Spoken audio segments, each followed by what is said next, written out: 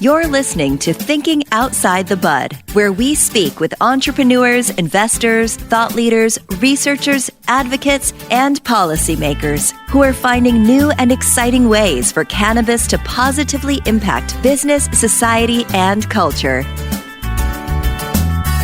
And now, here is your host, business coach, Bruce Eckfeldt. Are you a CEO looking to scale your company faster and easier? Check out Thrive Roundtable. Thrive combines a moderated peer group mastermind, expert one-on-one coaching, access to proven growth tools, and a 24/7 support community. Created by Inc. award-winning CEO and certified scaling up business coach Bruce Eckfeldt, Thrive will help you grow your business more quickly and with less drama. For details on the program, visit eckfeldt.com/thrive. That's ECKFELDT.com/thrive.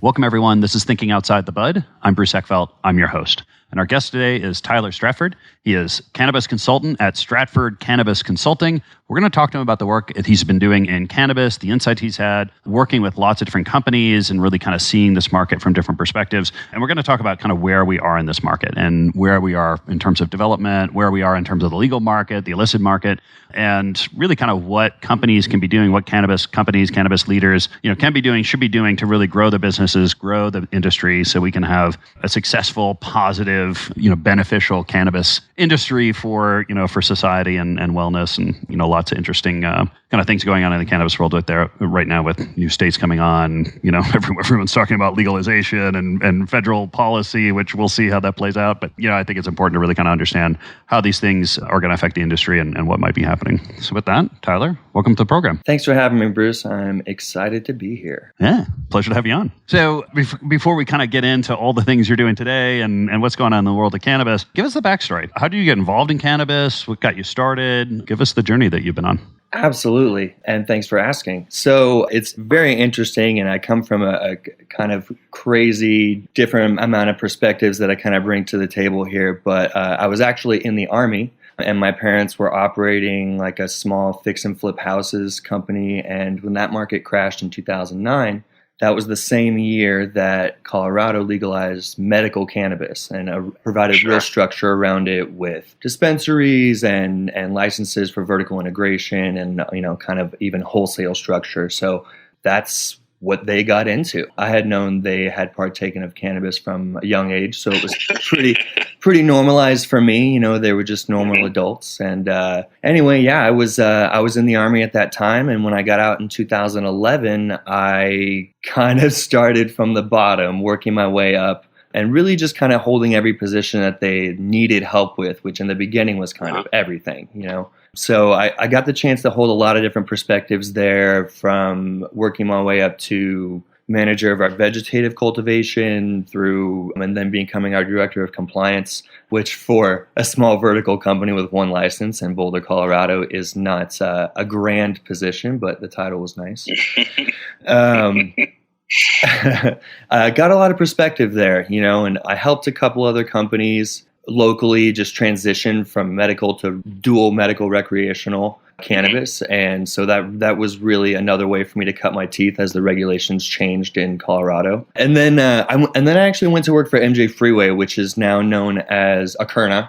And I was really brought operational perspective to them. So I was kind of in charge of their implementation consulting team. So we would go on site or virtually train people up on every part of the software from every part of the vertical that you can think of. And they were pretty saturated in the market. So through them, I opened a few hundred operations and the first dispensaries in some states. That was a lot of fun, and worked with some brilliant MSOs and got to open some of their first stores. And so after that, I left and went to a true consulting firm, not tied to any software or anything else, and they are one of the industry leading consulting firms, Canna Advisors. Yep. Full transparency, that's also my parents. When they sold their Boulder Kind Care license, we kind of parted ways professionally, and I went and got a lot of experience that they didn't have. So I brought that to Canna Advisors, really helped them through a lot of what they do, which was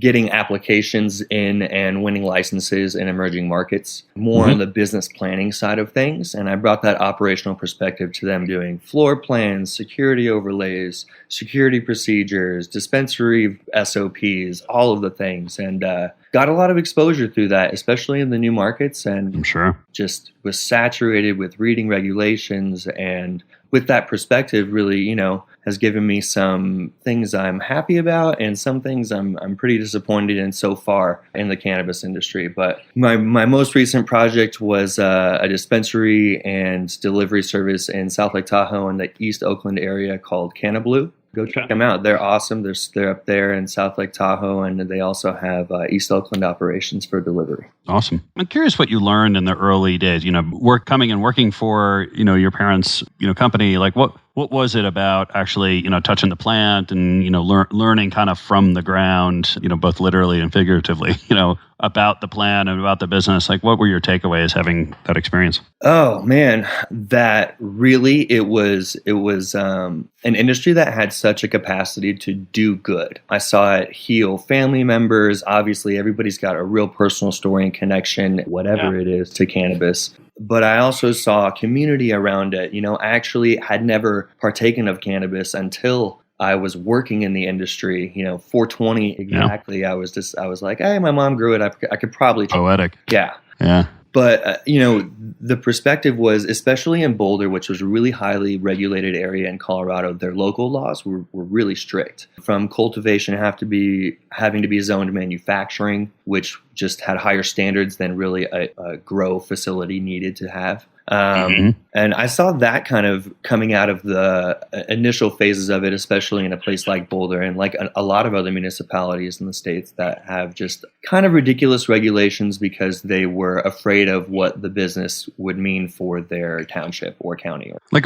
I'm curious what kind of regulations you saw that you felt were really not practical or not really about cannabis, but more about the concern or the industry. Yeah, everything from needing, and I don't necessarily disagree with needing certain things. I disagree with how cost prohibitive they are to a lot of people trying to get into the industry.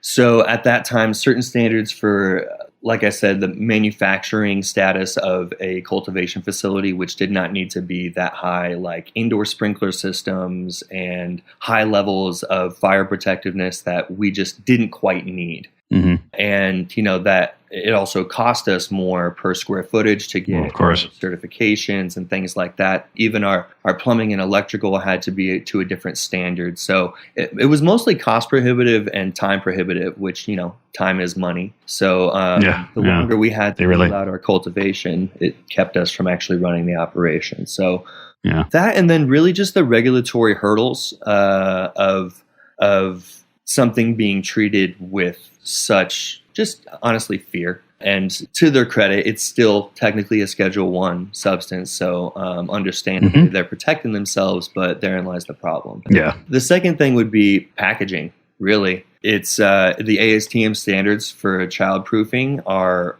great in that I think it should be childproof. But there's no real infrastructure behind recycling that type of polypropylene plastic. So I'm sure everybody has seen a bunch of cannabis containers just around and not knowing what to do with it. Or you have to go the more expensive route and go with glass, or the less, I'll say, glamorous route of like a cellophane bag, which all have their issues. But, the regulations kind of started to determine this, which is, again, cost prohibitive to some companies. If the whole market has these really high cost packaging materials and really hard standards to meet, then it's really hard to get in the door. Yeah. And as you got onto the consulting side, so you took all this knowledge from, actually working with the business, hands-on inside the company. Like how did you transfer that to the consulting kind of model? And how did you help companies, I guess, what did you help them with and how did you help them? Yeah, I really think being a good consultant is about having the trust of your clients. And in a lot of ways, I had been in their shoes multiple times over. And so not only that, but a lot of them came into the field with just a certain amount of knowledge of cannabis and maybe only reading their state's regulations. So I started with educating. So I really took our clients and I was able to educate them so they could make informed decisions about things they would put in their applications, like green initiatives, diversity, equity, inclusion policies, community action plans, because a consultant can only make so many decisions for you, and they just needed to be brought up to speed. That was kind of the first thing. And then the second thing is, through that, I really brought this kind of, I want to say, security blanket, in that they knew I had been in their shoes a lot. Mm-hmm. And Canna Advisors, having been through so many application processes and with their staff being there a long time, they had really been the experts in that field as well. So our forces kind of combined to help them do everything from business planning to financial modeling. We had like a PhD student in economics who was doing our financial modeling, and lawyers throughout our staff, and then the other people who were just operational experts like myself and, my parents who ran the company. Yep. Floor plans, security overlays, really anything that these applications called for, from things like Florida, which was hundreds of pages long because they said, hey, throw the book at us. And, to somewhere smaller like a South Lake Tahoe that really it didn't ask a lot in the application. But yeah, we'd help them through that process. And then once, the waiting period was over to see whether they got their license or not, I would kind of lead the charge in helping them get up and running through their build out and certificate of operation. And then on the cultivation side, usually through the first or second harvest. And then at the dispensary, I would be real close with them for a couple weeks to 3 weeks, and then, check in with them on a monthly basis. Yeah. And I guess, what did you learn about sort of consulting versus being hands-on? I mean, what were, I guess, some of the differences in how you had to approach things as a consultant, or, when you're in the kind of consultant seat rather than the driver's seat of a business? Yeah. When you've been that's a great question, actually. When you've been in the driver's seat before, you realize that kind of everything depends on you. You really understand that if you don't do it, it just doesn't get done. If you don't make the decision. Yeah, exactly. No one else is there to do it. Yeah. And if you don't make a decision, just no decision gets made. Things fall by the wayside. And sometimes when people are just applying for a license, they don't understand that, hey, everything right now depends on you getting this license and getting X done.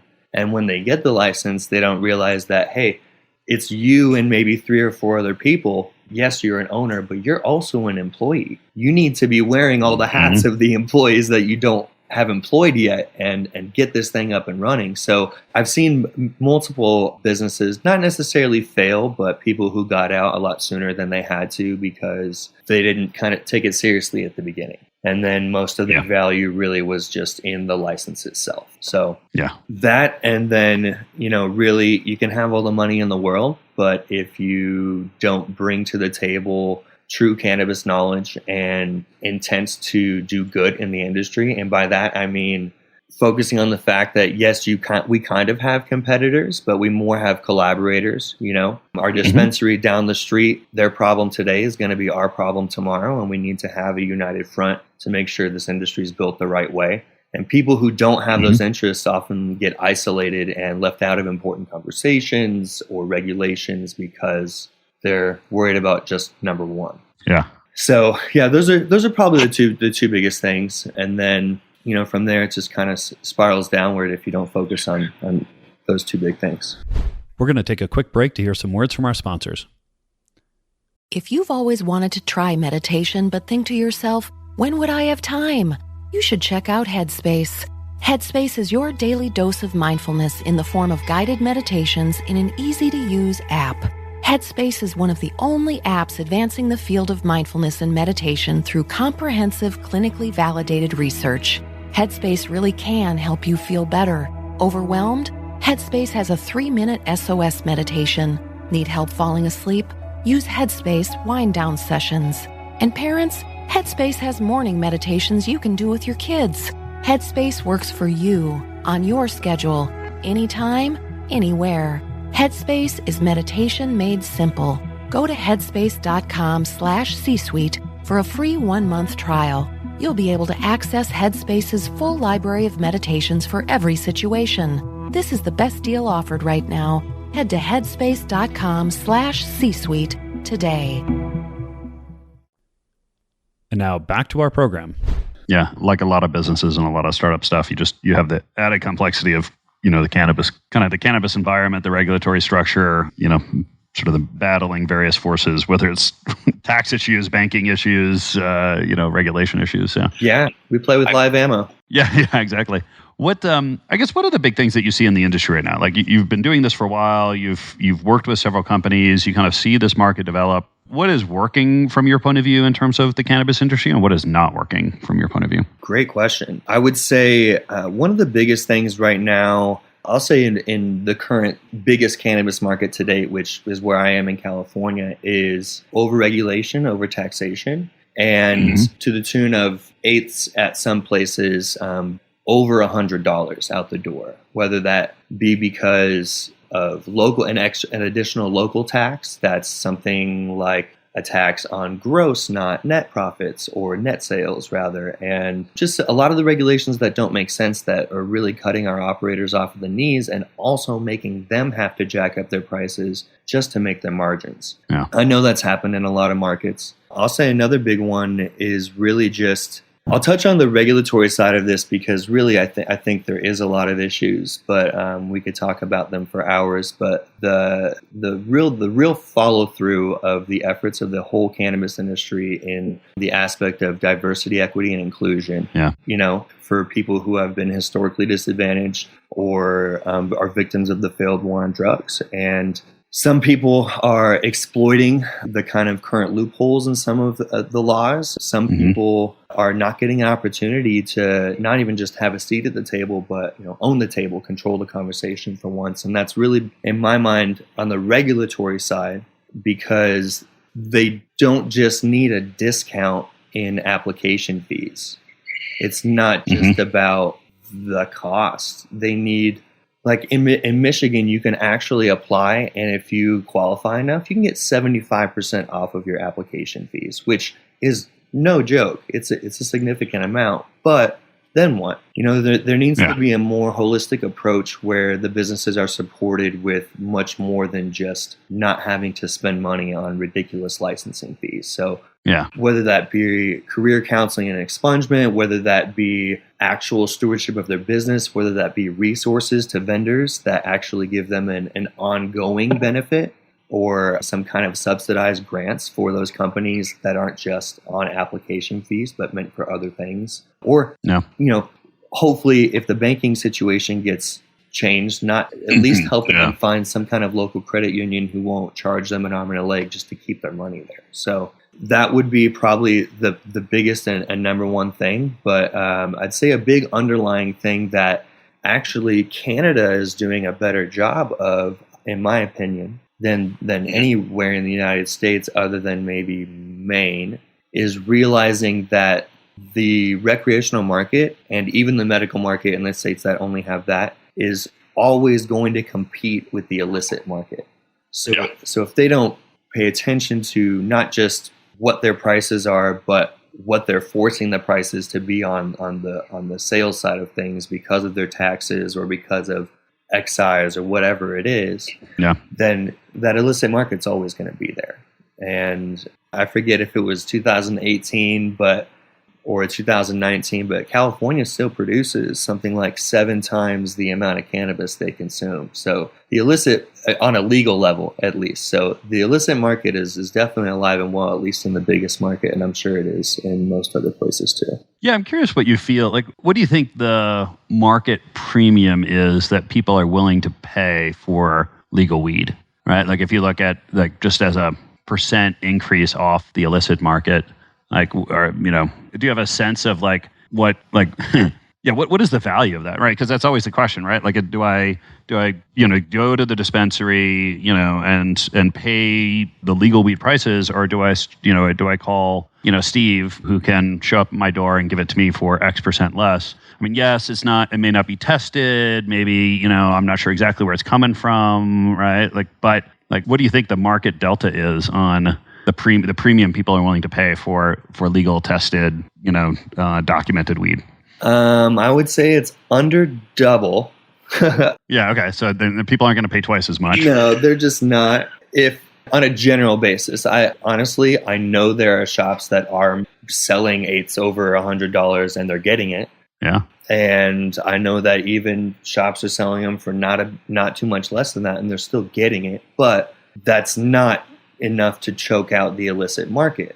And gosh, I'd say probably, we have to put it in real terms. I'd say probably for like an eighth on the illicit market, and this is just a wild guess. $30-$35, they might be more confident going to a dispensary and paying $45. But really, people are more interested in THC content, and unfortunately just THC content, but you can't really show that with an illicit market cultivator. So you'd have to try it, know its effect, and feel comfortable. So I think that's probably right. Like 20 to 30%, maybe, as being kind of the premium. And oddly enough, 30% is about the average tax you would pay in California. Yeah. So maybe that's telling right there. But I think that's the way. I mean, I would, as I've kind of spoken to folks that are kind of looking at the market dynamics and kind of figuring out how to really kind of shift the illicit market into the legal market, is you got to figure that out, right? Because it's going to be market demand, right? If people are not willing to pay a 30% premium, you're never going to convert them over to the legal market, right? If they are, or if it's 25, then you got to figure out, how do I get taxes and the overhead and things like that, such that the price point, right, of this weed is within that window of, I'm willing to pay the premium for, a well-packaged, tested, documented, legal weed. And I think that's a lot of what these states are struggling with. Like the states that have high tax rates, they're just not seeing the conversion as much. I mean, they're seeing growth, right? Because you're getting people into the weed industry, or people into using weed, but they're just not converting the illicit market. Exactly. And I think, honestly, the gap is education. Truthfully, why is this cannabis better than that cannabis? And we even can divert it down even a little bit more into, the flower side of the illicit market is the strongest, because you're just not going to find people who make capsules and transdermal patches on the illicit market.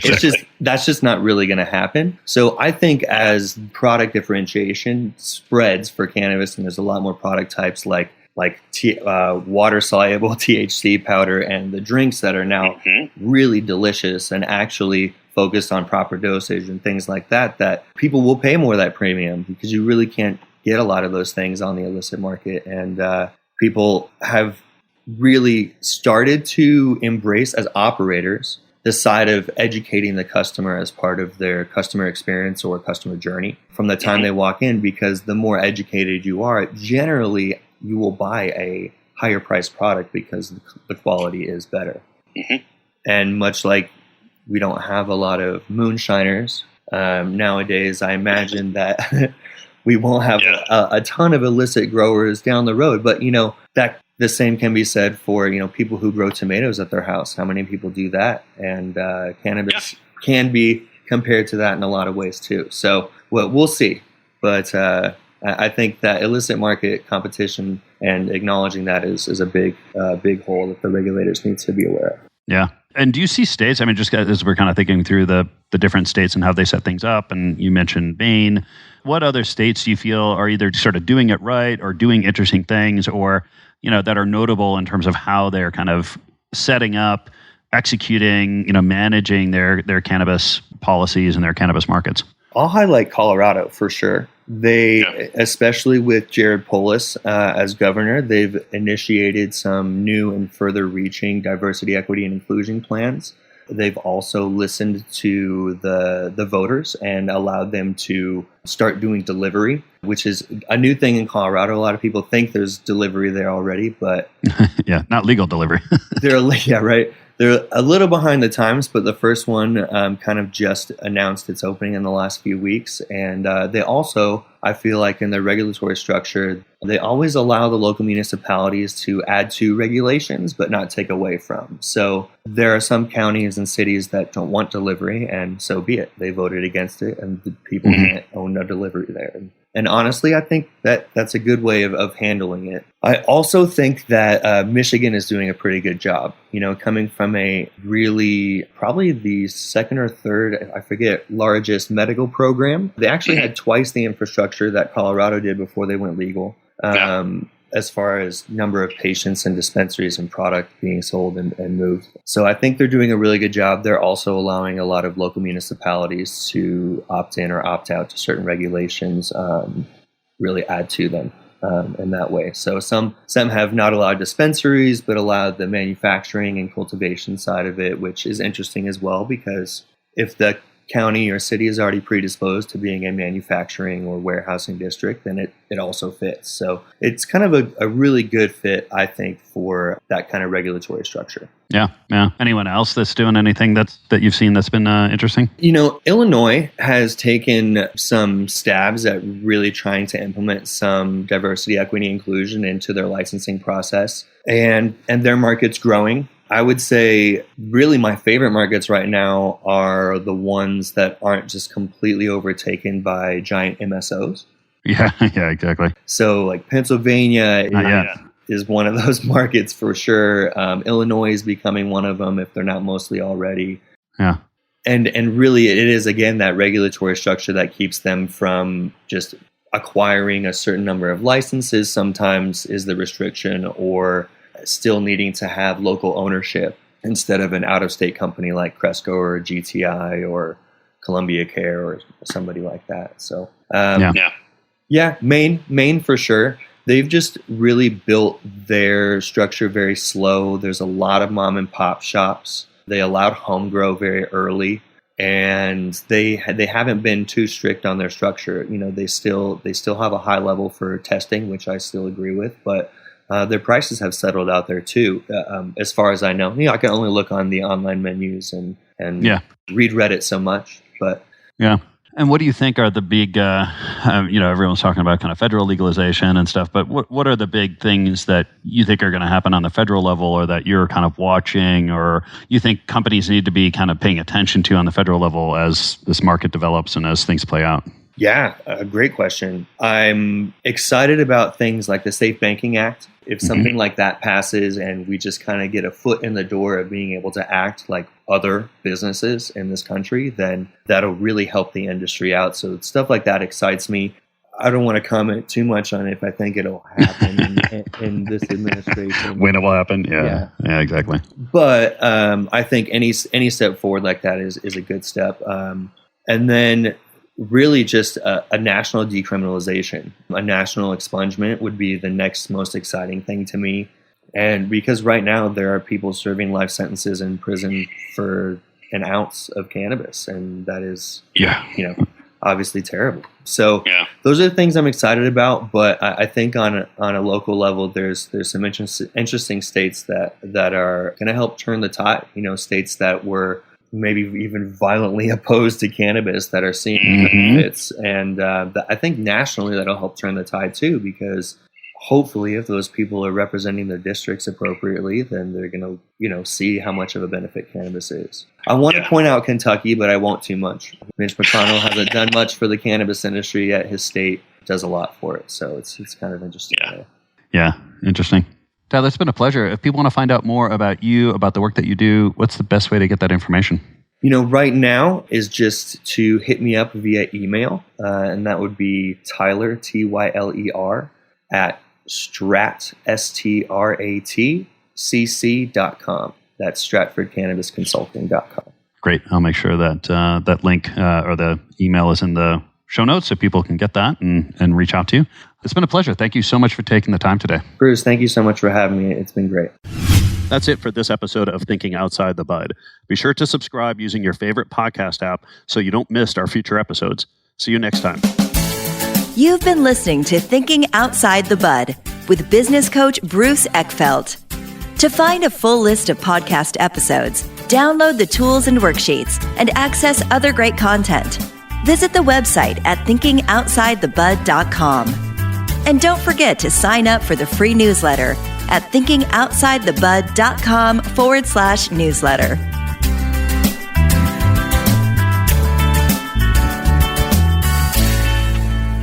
This podcast is a part of the C-Suite Radio Network. For more top business podcasts, visit c-suiteradio.com.